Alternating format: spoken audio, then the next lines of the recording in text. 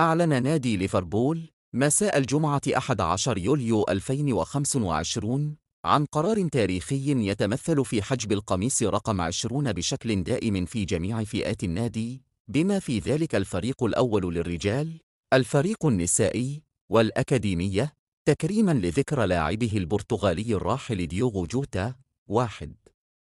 جاء هذا القرار بعد وفاة جوتا البالغ من العمر 28 عاماً في حادث سير مأساوي في شمال غرب إسبانيا في 3 يوليو، حيث كان برفقة شقيقه أندريه سيلفا الذي توفي أيضاً في الحادث. 2.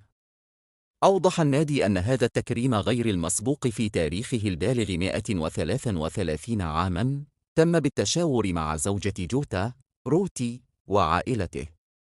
وأكد مايكل إدواردز المدير التنفيذي لكرة القدم في مجموعة فينوي الرياضية أن هذا القرار يعكس التأثير العميق الذي تركه جوتا على زملائه والمشجعين، مشيراً إلى أن جوتا سيظل إلى الأبد الرقم 20 في ليفربول.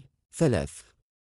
انضم جوتا إلى ليفربول في عام 2020 وساهم بشكل كبير في تحقيق النادي للقب الدوري الإنجليزي 20، مسجلاً 65 هدفاً في 182 مباراة. كما فاز مع الفريق بكأس الاتحاد الإنجليزي وكأس الرابطة، بالإضافة إلى دوري الأمم الأوروبية مع منتخب البرتغال. 4.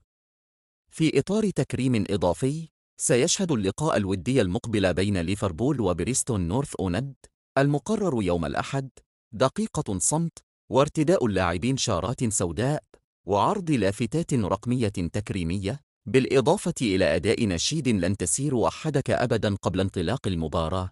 5.